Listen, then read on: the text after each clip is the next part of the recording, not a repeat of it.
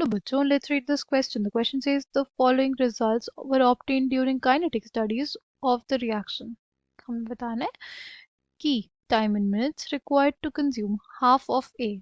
कितना टाइम लगेगा किसको कंज्यूम करने के लिए? हाफ ऑफ ए को कंज्यूम करने के लिए. Option A 100, option B 2, option C 5, option D 10. Right? The key concept for this question is rate of reaction.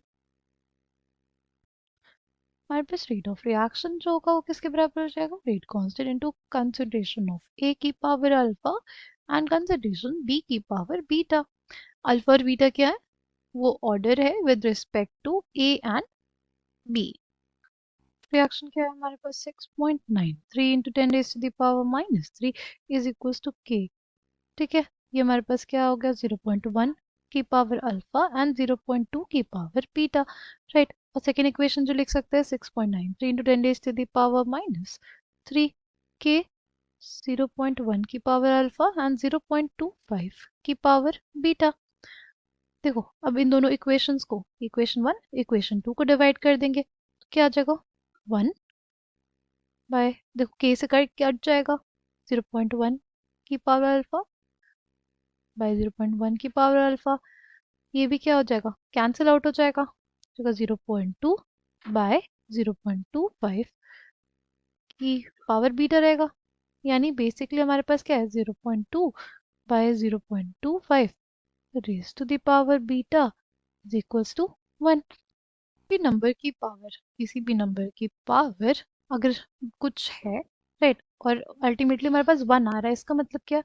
कि जो पावर हमारे पास होगी या जो बीटा की वैल्यू होगी वो क्या हो जाएगी? 0 हो जाएगी. तभी हमारे पास वो वैल्यू किसके बराबर आ सकती है? 1 के बराबर आ सकती है.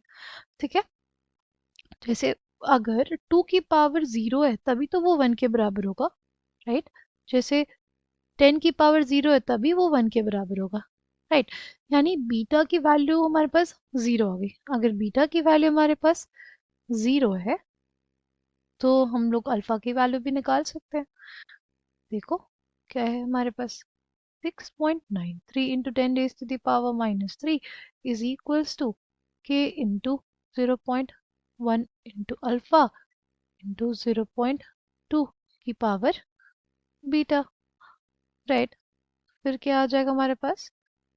1.386 into 10 raised to the power -2 is equals to k into 0.2 की पावर अल्फा एंड 0.3 की पावर बीटा.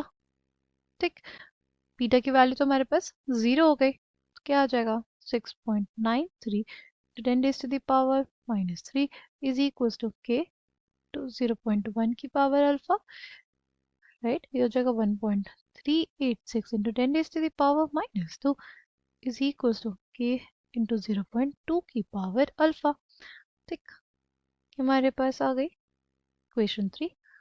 ये इक्वेशन 4. इन दोनों को डिवाइड कर देता है. डिवाइडिंग इक्वेशन 3 बाय इक्वेशन 4 क्या आ जाएगा? 6.93 into 10 raise to the power -3 by 1.386 into 10 raise to the power -2 is equals to के 0.1 की पावर अल्फा के 0.2 की पावर अल्फा. ये के से के कट जाएगा. फर्दर सॉल्व करना है. ठीक है. हमारे पास है 6.93 bye 1.386. Right? 10 raised to the power -1 is equals to 1 upon 2 raised to the power alpha. ठीक है. अब इस जगह 6.93 बाय 1.386 क्या हो जाएगा? 1 अपॉन 10 लिख सकते हैं इसको. ठीक. क्या आ जाएगा हमारे पास? 6.93 by 13.86 is equals to 1 by 2 की power alpha. Right. 1 by 2 is equals to 1/2 की पावर अल्फा। अल्फा की वैल्यू क्या आ जाएगी? 1। अल्फा की वैल्यू हमारे पास 1 आ जाएगी। ठीक है, अल्फा की वैल्यू 1 आ गई, यानी with respect to a first order reaction है। ठीक, और अगर हमारे पास में कंसंट्रेशन ऑफ ए जो है वो हाफ नहीं हो जाती, यानी हाफ लाइफ टाइम निकालना है उसका। ठीक, तो हो जाएगा 0.693 बाय के, 0.693 बाय के। ठीक, अब हमें के निकालना है, जाएगा 6.93 इंटू 10⁻³ इज इक्वल्स टू के 0.1 पावर 1। राइट, आ जाएगा 6.93 इंटू 10⁻³ बाय 10 की पावर -1। क्या आ जाएगा? 6.93 इंटू 10⁻²। राइट, के की वैल्यू आ जाएगी हमारे पास कितनी? 0.693 बाय 6.93 इंटू 6.93 इंटू 10⁻²। ठीक है, इसको हम लोग लिख सकते हैं 6.93 इंटू 10⁻⁻1।